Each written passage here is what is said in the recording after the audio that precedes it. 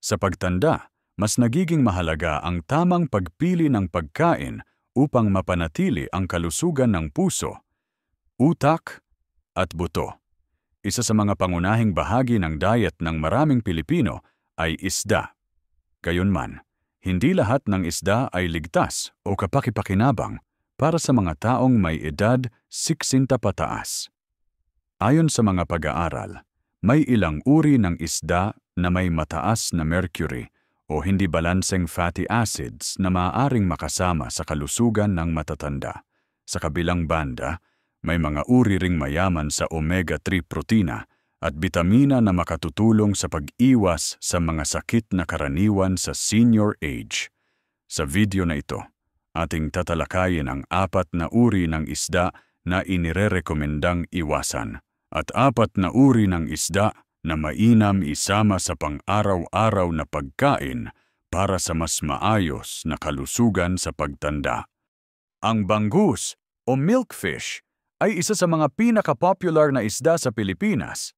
Madalas itong ihain sa mga tahanan dahil sa abot-kayang presyo, malambot na laman, at pagiging madaling lutuin. Gayunman, para sa mga senior na higit sa 60 taong gulang, mahalagang pag-isipan hindi lamang ang lasa o availability ng isda, kundi pati ang nutritional profile nito. Lalo na kung ito ay pinalaki sa fish farms. Sa mga nakalipas na dekada, karamihan ng bangus na ibinebenta sa mga pamilihan ay galing sa aquaculture o komersyal na fish farming. Ayon sa ulat ng Food and Agriculture Organization FAO noong 2021, humigit kumulang 95% ng bangus sa Southeast Asia ay pinalalaki sa artificial ponds na pinapakain ng formulated feeds. Sa mga environment na ito, kadalasang gumagamit ang mga fish farm ng antibiotic additives at growth enhancers upang mapabilis ang paglaki at maiwasan ang sakit sa isda. Ang mga substance na ito ay maaaring manatili sa laman ng isda at maipasa sa tao sa mahabang panahon ng konsumo. Bukod dito, ang bangus mula sa fish farms ay karaniwang mataas sa omega-6 fatty acids, isang uri ng polyunsaturated fat na, kapag sobra sa katawan, ay maaaring magpalala ng systemic inflammation. Ayon sa isang pag-aaral mula sa American Journal of Clinical Nutrition 2016, ang mataas na omega-6 to omega-3 ratio ay may kaugnayan sa pagtaas ng panganib ng cardiovascular disease, rheumatoid arthritis, at cognitive decline sa mga matatanda. Ito ay dahil ang omega-6, kapag hindi nababalanse ng sapat na omega-3 intake, ay maaaring mag-trigger ng pro-inflammatory pathways sa katawan. Para sa mga seniors na may kasaysayan ng alta presyon, diabetes, o sakit sa kasukasuan, ang ganitong imbalance ay may potensyal na magpalala ng kondisyon. Isang halimbawa ang karanasan ni Linda, 72 taong gulang, na dati kumakain ng bangus halos araw-araw. Ayon sa kanyang nutritionist, pagkatapos ng pagsusuri sa kanyang lipid profile at inflammatory markers, napag-alamang mataas ang kanyang C-reactive protein CRP, isang biomarker para sa chronic inflammation. Matapos i-adjust ang kanyang diet, tinanggal ang farmed bangus at pinalitan ng mas balanseng uri ng isda tulad ng sardinas at salmon, bumaba ang kanyang CRP levels sa loob ng 3 buwan. Bagaman ang bangus ay may taglay na protina at ilang mahahalagang nutrients tulad ng selenium at vitamin B12, hindi nito natutumbasan ang mga potensyal na panganib mula sa sobrang omega-6 at residual chemicals kung galing sa intensive aquaculture. Mahalaga ring tandaan na ang wild-caught na bangus, bagaman mas mahal at mas mahirap hanapin, ay mas may balanseng omega-3 profile at hindi nakalantad sa mga synthetic feeds at antibiotics. Sa konteksto ng malusog na pagkain para sa mga nakatatanda, inirerekomenda ng mga nutrisyonista ang paglimita sa pagkain ng farmed bangus. lalo na kung ito ay ginagawa ng madalas sa isang linggo.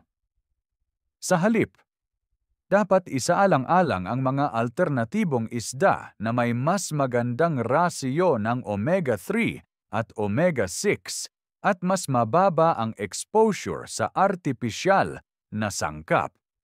Ang mga isdang ito ay tatalakayin sa mga susunod na bahagi ng video.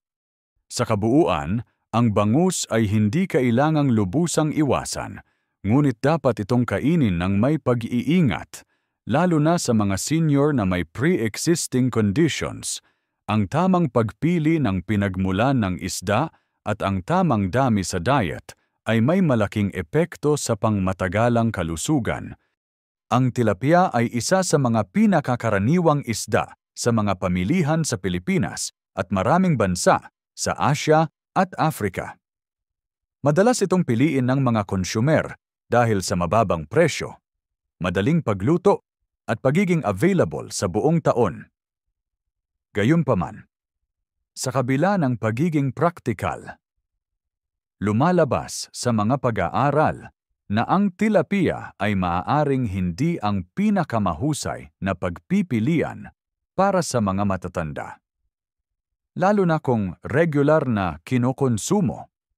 Ayon sa ulat ng Journal of the American Dietetic Association 2008, ang farm tilapia ay may napakataas na antas ng omega-6 fatty acids, particular na ng arachidonic acid, na may potensyal na mag-promote ng inflammation sa katawan.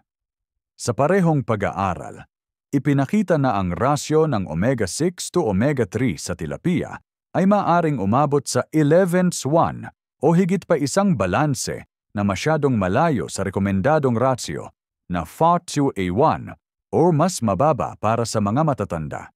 Ang ganitong imbalance ay maaaring magdulot ng oxidative stress at mapabilis ang paglala ng mga chronic conditions gaya ng arthritis, atherosclerosis, at neurodegenerative diseases tulad ng Alzheimer's.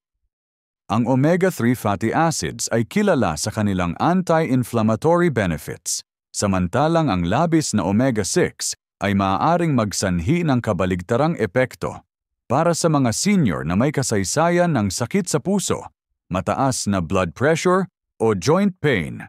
Ang pagkonsumo ng isdang may mataas na omega-6 ay dapat limitahan. Dagdag pa rito, ayon sa World Health Organization WHO 2020, ang consistent na pro-inflammatory diet ay maaaring tumaas ang risk ng metabolic syndrome sa mga matatandang may sedentary lifestyle. Isa pang dapat isaalang-alang ay ang kalagayan ng mga fish farm kung saan galing ang karamihang tilapia. Sa mga industrial-scale aquaculture facilities, ang isda ay pinalalaki sa mga artificial na kondisyon na puno ng stress, limited movement, at pinapakain ng formulated feeds na maaaring hindi natural sa digestive system ng isda. Ayon sa ulat ng FAO 2019, ang ilang fish farms sa Southeast Asia ay natuklasang gumagamit ng mga residual pesticides at antibiotics upang mapanatili ang kalusugan ng isda, mga kemikal na maaaring maipon sa katawan ng isda at kalaunan ay maipasa sa tao sa pamamagitan ng pagkain. Halimbawa, si Ernesto, 68 taong gulang, ay nakaranas ng paglala ng kanyang joint stiffness at blood pressure fluctuations matapos mapansin ng kanyang doktor na masyado siyang umaasa sa tilapia bilang pangunahing ulam. Matapos ilipat sa mas balanced na isda tulad ng sardinas at galunggong sa kanyang diet plan, bumuti ang kanyang inflammatory markers sa loob ng 2 buwan. Hindi ito nangangahulugan na ang tilapia ay masama sa lahat ng pagkakataon. Ngunit ipinapakita lamang na ang dami, pinagmulan, at frequency ng pagkain nito ay mahalagang salik sa nutrisyon ng senior adults. Sa aspeto naman ng nutrisyon, bagamat ang tilapia ay may protina, selenium, at ilang B vitamins, Hindi nito matutumbasan ang anti-inflammatory benefits ng mga isdang mayaman sa omega-3 gaya ng salmon o sardinas. Sa mga populasyong senior, ang pangangailangan sa omega-3 ay mas kritikal para sa proteksyon ng utak at puso, lalo na kung may kasamang kondisyon gaya ng diabetes o hypertension. Bilang pangwakas, hindi ipinagbabawal ang tilapia, ngunit hindi ito dapat gawing pangunahing isda sa regular na diet ng mga matatanda. Mainam na kainin ito ng paminsan-minsan lamang at tiyakin na ito ay galing sa mapagkakatiwalaang source. Sa halip, mas makabubuti na isaalang-alang ang mas balanseng isda sa omega-3 content upang mapangalagaan ang kalusugan sa pagtanda. Ang king mackerel ay isang uri ng isdang karaniwang matatagpuan sa mga karagatan ng Western Pacific at Atlantic, at popular sa ilang bahagi ng Pilipinas at ibang bansa dahil sa malasa at mamantikang laman. Gayunpaman, para sa mga taong higit sa 60 taong gulang, ang regular na pagkain ng king mackerel ay hindi inirerekomenda dahil sa mataas nitong mercury content. Ayon sa opisyal na listahan ng US Food and Drug Administration FDA at Environmental Protection Agency EPA, noong 2020 ang king mackerel ay kabilang sa mga high mercury fish na dapat iwasan ng mga buntis, bata, at matatanda. Ang mercury ay isang heavy metal na, kapag naipon sa katawan sa mahabang panahon, ay maaaring makasira sa nervous system, kidney, at cognitive function. Ang panganib na ito ay mas mataas sa mga senior dahil sa natural na pagbaba ng kakayahan ng katawan na mag-detoxify ng mga heavy metals habang tumatanda. Ang chronic exposure sa mercury, kahit sa mababang antas, ay naiuugnay sa memory loss, pagbaba ng konsentrasyon, depresyon, at mas mataas na risk ng Alzheimer's disease. Sa isang pag-aaral mula sa Journal of Environmental Health Perspectives 2016, ipinakita na ang mga matatandang may mataas na mercury level sa dugo ay mas may posibilidad na makaranas ng cognitive impairment kumpara sa mga senior na may mababang exposure. Dagdag pa rito, sa parehong ulat ng FDA-EPA, ang king mackerel ay maaaring maglaman ng mercury levels na umaabot sa 0.73 parts per million ppm, higit pa sa ligtas na limitasyon na 0.3 ppm para sa mga vulnerable populations. Ibig sabihin, kahit isang serving lamang bawat linggo ay maaaring magresulta sa mercury buildup sa katawan ng mga senior, lalo na kung sabayan pa ng iba pang seafood na may mababang ngunit consistent na mercury content. Isang halimbawa ang kaso ni Arturo, 110 taong gulang, na regular na kumakain ng inihaw na king mackerel tuwing katapusan ng linggo. Sa loob ng 6 na buwan, nagsimula siyang makaranas ng pagkalimot, pagkahilo, at pagkabagal ng reaksyon.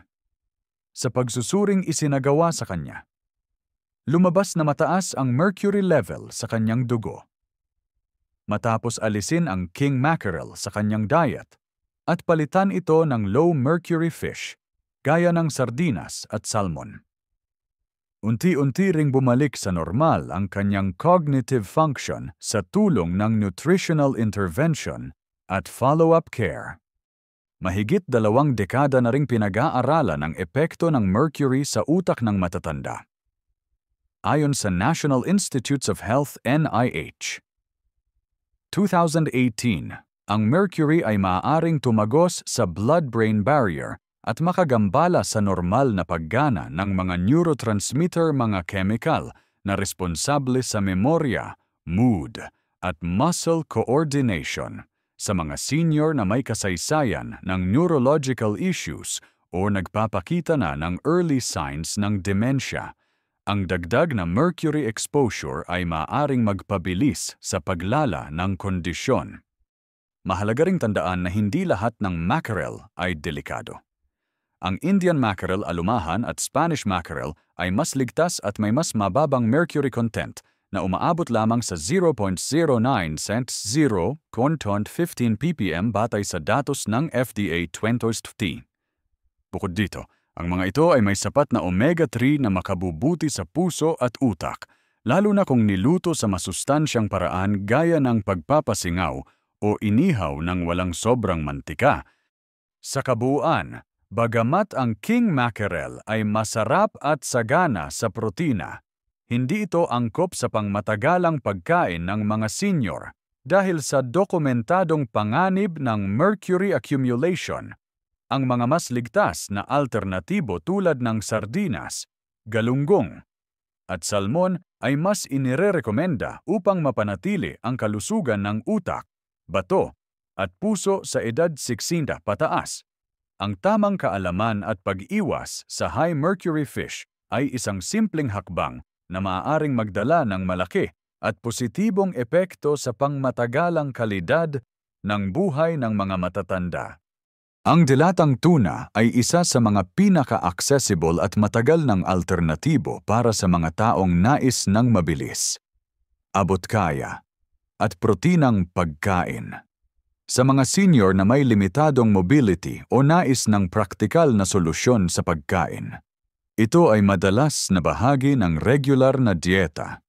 Subalit, mahalagang unawain na hindi lahat ng canned tuna ay ligtas sa pangmatagalang kalusugan, lalo na sa mga taong higit sa 60 taong gulang. Ayon sa ulat ng U.N. Food and Drug Administration FDA 2020, may ilang uri ng canned tuna na may moderate to high mercury content, particular ang mga albacore o white tuna na umaabot sa average na 0.32 parts per million ppm ng mercury, higit sa inirerekomendang safe level para sa vulnerable populations gaya ng mga bata at matatanda. Ang mercury, tulad ng nabanggit sa mga naunang bahagi, ay isang neurotoxin na maaaring makaapekto sa memorya, paggalaw, at konsentrasyon, mga aspeto ng kalusugan na natural nang humihina sa pagtanda. Sa isang systematic review na isinagawa ng Environmental Research Journal 2019, natuklasan na ang regular na pagkonsumo ng mga high-mercury fish products, kabilang na ang ilang uri ng canned tuna, ay may kaugnayan sa mas mataas na incidence ng mild cognitive impairment sa mga taong may edad 60 pataas. Bagamat ang epekto ay hindi agad-agad, ang unti-unting pag-ipon ng mercury sa katawan ay maaaring magdulot ng chronic toxicity na mahirap gamutin sa bandang huli. Bukod sa mercury, isa pang dapat isaalang-alang sa canned tuna ay ang BPA bisphenol A, isang chemical na karaniwang matatagpuan sa panloob na lining ng mga lata. Ayon sa Endocrine Society Scientific Statement 2015, ang BPA ay maaaring makaapekto sa hormonal balance at metabolic health, lalo na sa mga matatandang may insulin resistance o pre-diabetes. Ang chronic BPA exposure ay nauugnay rin sa mas mataas na risk ng hypertension, kidney damage, at ilang uri ng cancer. Halimbawa, si Roberto, 70 taong gulang, ay halos araw-araw kumakain ng canned tuna bilang pangunahing source ng protina.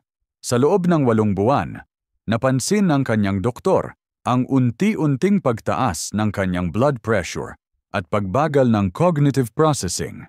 Sa muling pagsusuri ng kanyang pagkain, napag-alaman na madalas niyang ginagamit ang canned albacore tuna at laging iniinit sa lata mismo.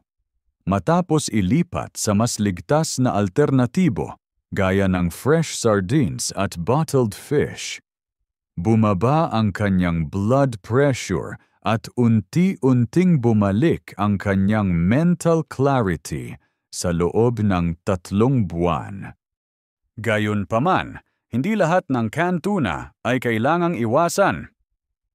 Ayon sa FDA-EPA guidelines, Ang mga uri ng tuna tulad ng light tuna skipjack ay may mas mababang mercury content average 0.12 ppm at maaaring kainin ng may moderation, halimbawa, 1 hanggang 2 beses kada linggo.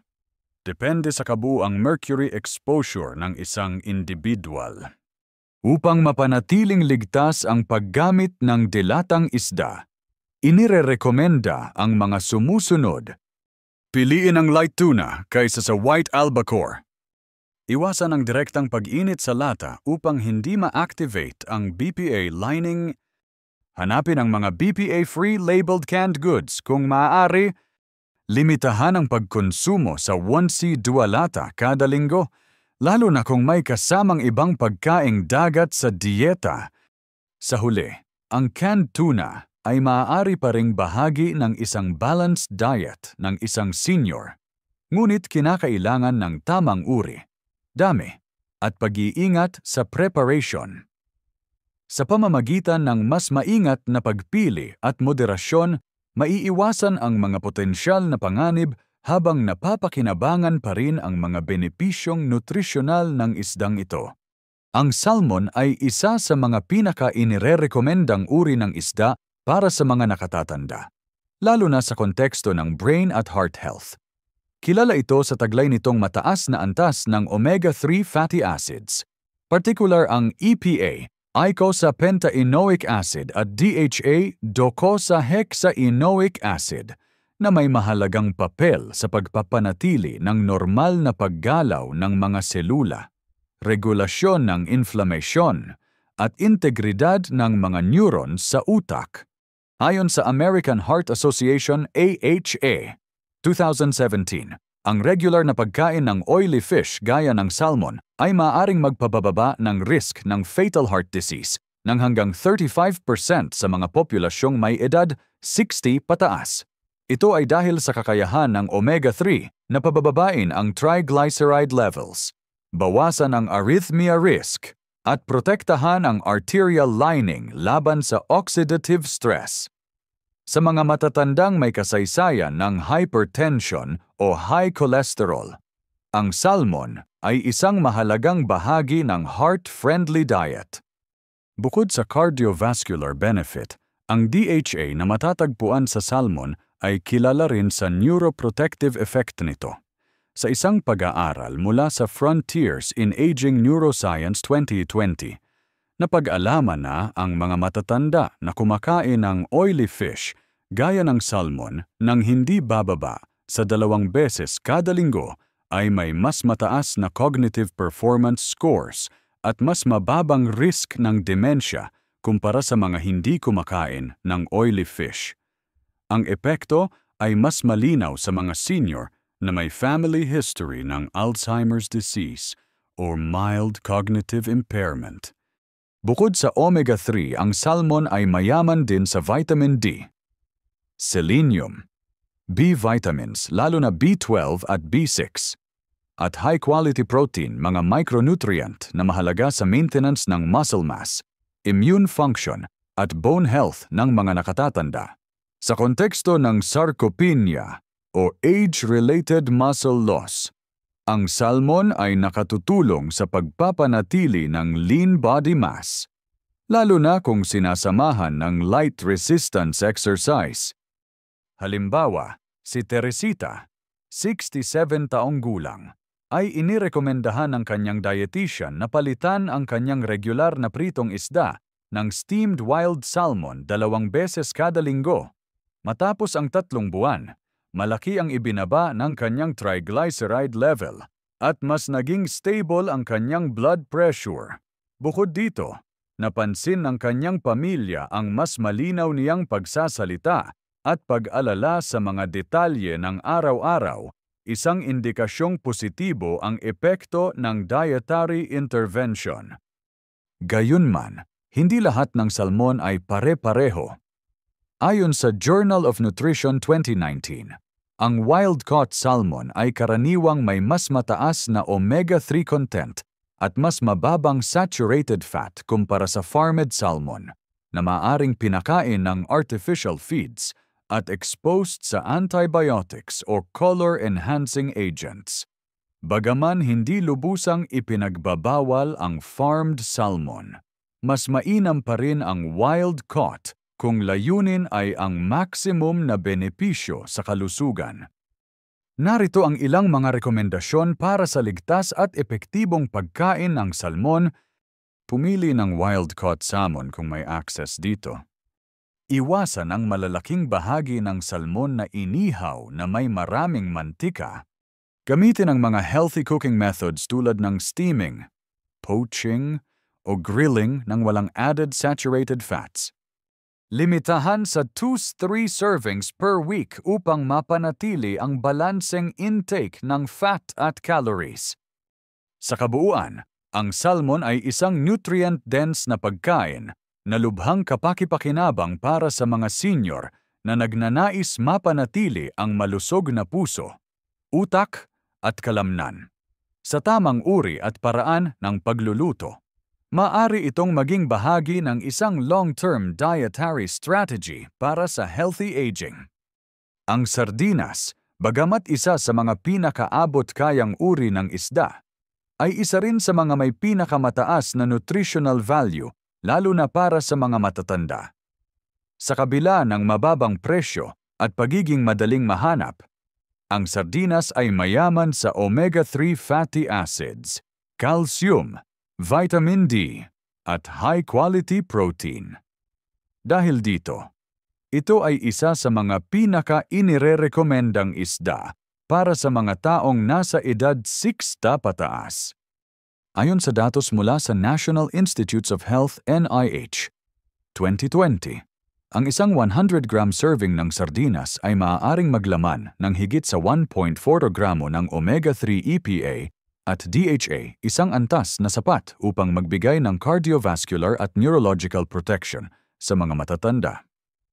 Ang omega-3 ay kilalang nakatutulong sa pagbawas ng systemic inflammation, pagsasaayos ng lipid profile, at pagpigil sa pagkasira ng mga nerve cells sa utak. Bukod sa omega-3, ang sardinas ay isang natural na pinagmumulan ng calcium at vitamin D. Dalawang micronutrient na mahalaga sa pagsuporta sa kalusugan ng buto at pag-iwas sa osteoporosis. Sa isang pag-aaral mula sa Journal of Bone and Mineral Research 2018, ipinakita na ang mga senior na may sapat na calcium at vitamin D intake ay may mas mababang risk ng hip fractures, lalo na sa mga kababaihang postmenopausal na nasa edad 65 pataas, dahil ang sardinas ay kinakain ng buo, kabilang ang maliliit na buto nito. Nagiging mataas ang bioavailable calcium na natatanggap ng katawan. Halimbawa, si Virginia, 74 taong gulang, ay sinimulang isama ang sardinas sa kanyang pagkain 3 beses sa isang linggo bilang kapalit sa dilatang karne. Matapos ang 6 na buwan, napansin ng kanyang doktor ang pagbuti ng kanyang bone density scores at pagbaba ng kanyang LDL cholesterol. Ayon sa kanya, ang sardinas ay madaling lutuin, hindi mahal, at hindi nangangailangan ng komplikadong preparasyon, isang mahalagang aspeto sa diet ng mga senior. Dagdag pa rito, ang sardinas ay mayaman din sa selenium at vitamin B12 na parehong may papel sa immune system at nerve health. Ang selenium ay antioxidant na tumutulong sa pag-neutralize ng free radicals, habang ang vitamin B12 ay mahalaga sa pagbuo ng red blood cells at pagpapanatili ng cognitive function sa mga matatandang may anemia o madaling mapagod. Ang regular na pagkonsumo ng sardinas ay maaaring makatulong sa energy levels at mental alertness. Gayunpaman, mahalaga rin ang tamang pagpili ng uri ng sardinas. Bagamat maraming dilatang sardinas ang available sa merkado, ang ilan ay may mataas na sodium content na maaaring makasama sa mga senior na may hypertension o kidney concerns. Ayon sa rekomendasyon ng World Health Organization WHO, 2021, ang sodium intake ng matatanda ay hindi dapat lumagpas sa 2,000 sibudirimon bawat araw, Sa ganitong konteksto, ang pagkain ng sardinas na nakabote in olive oil o sariwang niluto ay mas mainam kaysa sa mga variant na may tomato sauce o chili sauce na mataas ang asin. Mga rekomendasyon para sa ligtas at epektibong pagkain ng sardinas. Piliin ang fresh sardines or bottled sardines in olive oil kung available. Limitahan ang dilatang variant na mataas sa sodium. Basahin ang nutrition label. Iwasan ang pagprito, gamitin ang steaming, baking, or light sautéing. Maaari itong isamama sa ensalada, lugaw, o nilaga para sa madaling kainin ng matatanda. Sa kabuuan, ang sardinas ay isang nutritionally dense, cost-effective, at culturally acceptable na pagkaing dagat para sa senior population. Hindi ito nangangailangan ng malaking gastusin, ngunit nagbibigay ng mahahalagang nutrisyon na makatutulong sa pagpapanatili ng kalusugan ng puso, buto, at utak, tatlong pangunahing sistema ng katawan na nangangailangan ng masusing pangangalaga sa pagtanda. Ang tulingan ay isang isdang kilala sa mga lokal na pamilihan sa Pilipinas. Ito ay may malambot na laman, masarap lutuin, at mayaman sa protina. Gayunpaman, sa kabila ng mga nutritional benefit nito, ang tulingan ay nangangailangan ng maingat na pagpili at wastong preparasyon, lalo na para sa mga taong nasa edad 60 pataas. Ayon sa Food and Nutrition Research Institute (FNRI) 2020, ang tulingan ay isang magandang pinagkukunan ng high-quality protein, iron, at B vitamins, particular ang B12 at niacin. Ang protina ay mahalaga sa pagpapanatili ng muscle mass sa mga matatanda, habang ang iron ay tumutulong sa pag-iwas sa anemia, isang karaniwang kondisyon sa mga senior na maaaring magdulot ng panghihina, pagkaantok, at pagbaba ng mental alertness. Samantala, ang vitamin B12 ay may mahalagang papel sa nerve health at cognitive function. Sa isang pag-aaral na inilathala sa Journal of Geriatric Nutrition and Dietetics 2018, ipinakita na ang mga matatandang may sapat na iron at B12 levels ay mas mababa ang posibilidad na magkaroon ng chronic fatigue syndrome at cognitive decline. Kaya't sa aspetong nutritional, ang tulingan ay isang potensyal na kapaki-pakinabang na bahagi ng diet ng matatanda kung ito ay sariwa at maayos ang pagkakaluto. Gayunpaman, ang tulingan ay may natural na taglay na substance na tinatawag na tuna toxin histamine-like compound na maaaring magdulot ng scombroid poisoning kung hindi ito maayos na naimbak o naluto. Ayon sa ulat ng World Health Organization WHO 2019, ang mga isdang kabilang sa pamilyang Scombridae, gaya ng tulingan at tambakol, ay mas mataas ang panganib sa pagbuo ng histamine kapag na-expose sa mainit na temperatura sa loob ng mahabang panahon bago lutuin. Sa mga senior na may mahinang immune system, ang pagkakalantad sa ganitong toxin ay maaaring magdulot ng matinding epekto tulad ng pagsusuka, pananakit ng ulo, pamumula ng balat, at minsan ay cardiac symptoms. Isang halimbawa ay si Alfredo, 71 taong gulang, na nagkaroon ng sintomas ng pangangati at pagsikip ng dibdib matapos kumain ng piniritong tulingan na iniwang nakabukas sa labas ng ref sa loob ng isang araw. Sa pagsusuri, kinumpirma ng kanyang doktor na ito ay isang mild case ng histamine poisoning.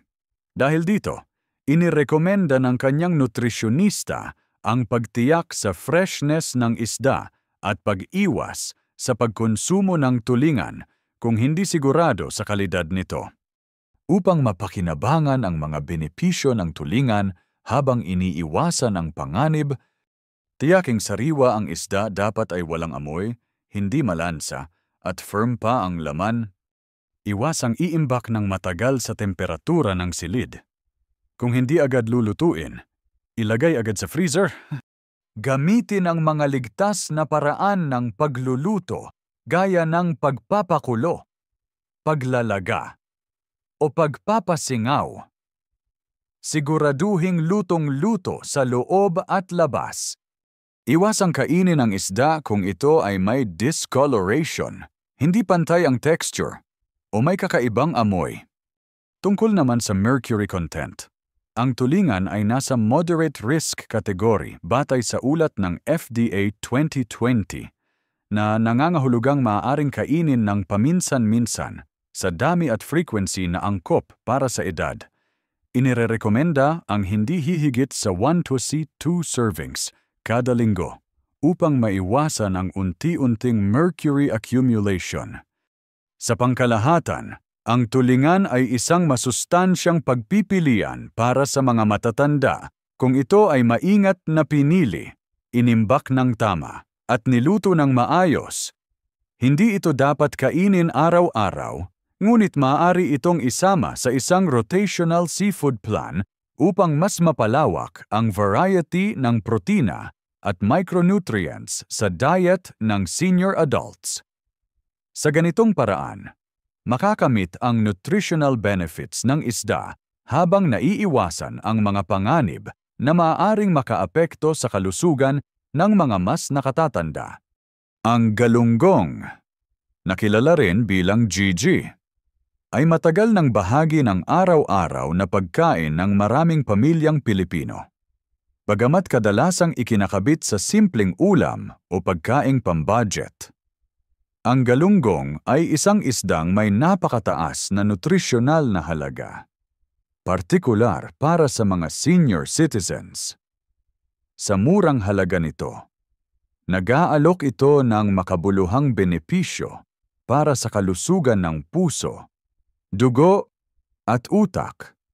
Ayon sa Food and Nutrition Research Institute FNRI 2020, ang 100 gramo ng lutong galunggong ay maaaring maglaman ng 1.2 to 1.5 gramo ng omega-3 fatty acids, kasama na ang EPA-ACO sa penta-enoic acid at DHA-docosahexaenoic acid. Ang mga uri ng omega-3 na ito ay may mahalagang papel sa pagpigil sa pamamaga, pagpapababa ng bad cholesterol LDL, at pagpapabuti ng memorya at konsentrasyon sa mga taong nasa edad 60 pataas.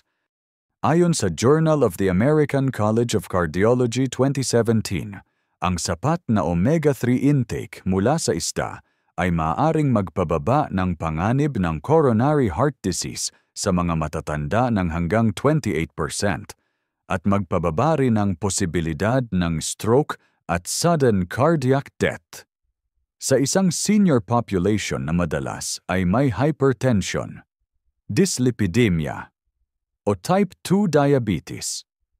Ang regular na pagkain ng isdang mayaman sa omega-3 tulad ng galunggong ay makakatulong sa long-term disease management.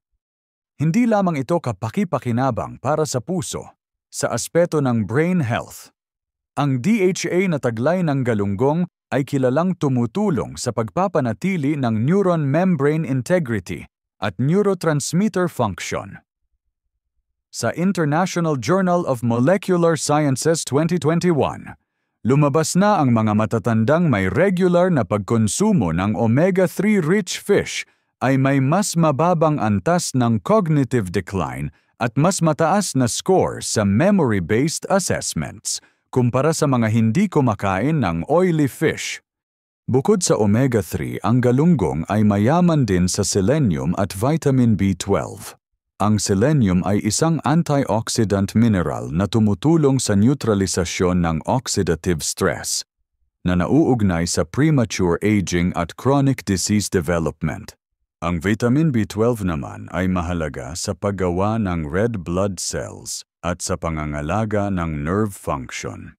Sa mga matatandang may edad, 65 pataas, ang kakulangan sa B12 ay karaniwang sanhi ng pagkalito, pagkahilo, at madalas na pagkapagod.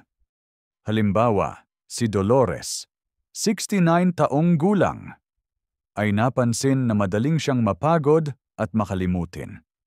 Sa konsultasyon, natuklasan na mababa ang kanyang B12 at omega-3 intake. Sa tulong ng kanyang dietitian, isinama ang galunggong sa kanyang pagkain 2-3 beses bawat linggo.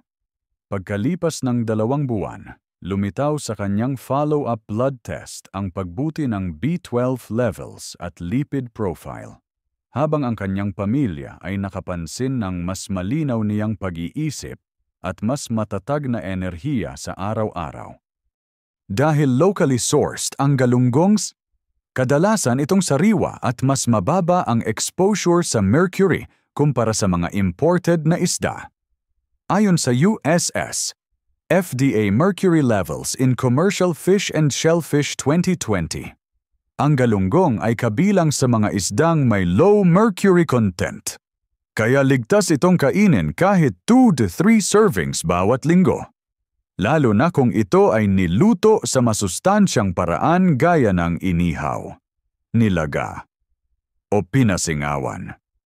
Mga rekomendasyon para sa senior nutrition: piliin ang sariwa o bagong huling galunggong mula sa palengke. Iwasan ang deep frying, mas mainam ang steaming, grilling, o baking. Isama ito sa mga lutong bahay tulad ng ginataang gulay, monggo, o sabaw na may mga leafy greens. Panatilihing balanse ang pagkain ng isda sa loob ng linggo, na may kombinasyon ng sardinas, salmon, at galunggong. Sa kabuuan, ang galunggong ay hindi lamang isang abot-kayang pagkain, kundi isa ring praktikal at epektibong bahagi ng balanced diet para sa mga matatanda. Sa regular na pagkonsumo, ito ay makatutulong sa pagpapanatili ng malusog na puso, aktibong pag-iisip, at matibay na katawan, mga salik na mahalaga, upang mapanatili ang kalidad ng buhay sa senior years. Sa pagtanda, ang bawat pagkain na inilalagay sa ating pinggan ay may mas malaking epekto sa ating kalusugan kaysa noong tayo'y mas bata pa. Tulad ng ipinakita sa video na ito, hindi lahat ng isda ay ligtas o kapaki-pakinabang para sa mga senior. Ang 4 na uri ng isda na dapat iwasan bangus kung farmed: tilapia, king mackerel, at ilang uri ng canned tuna ay maaaring magdulot ng panganib sa puso, utak, at bato ng mga taong may edad 60 pataas, lalo na kung kinakain ng madalas o ng walang wastong kaalaman. Sa kabilang banda, may 4 na isda rin na mainam isama sa lingguhang meal plan: salmon, sardinas. Tulingan kung sariwa at maayos ang preparasyon, at galunggong. Ang mga isdang ito ay mayaman sa omega-3 fatty acids, calcium, vitamin D, selenium, at protina. Lahat ng ito ay kritikal sa pagsuporta sa kalusugan ng puso, buto, utak, at immune system ng mga matatanda.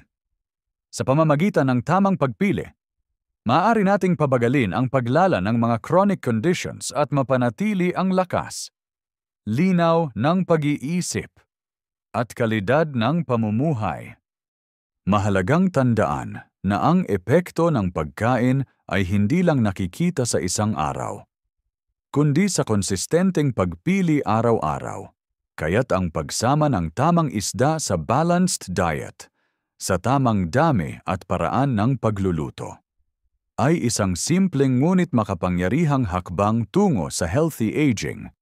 Kung may natutunan ka sa video na ito, huwag kalimutang i-like, i-subscribe sa aming channel, at isi-share ito sa mga mahal mo sa buhay. I-comment sa ibaba kung alin sa mga isdang ito ang regular mong kinakain, at anong healthy recipe ang paborito mo.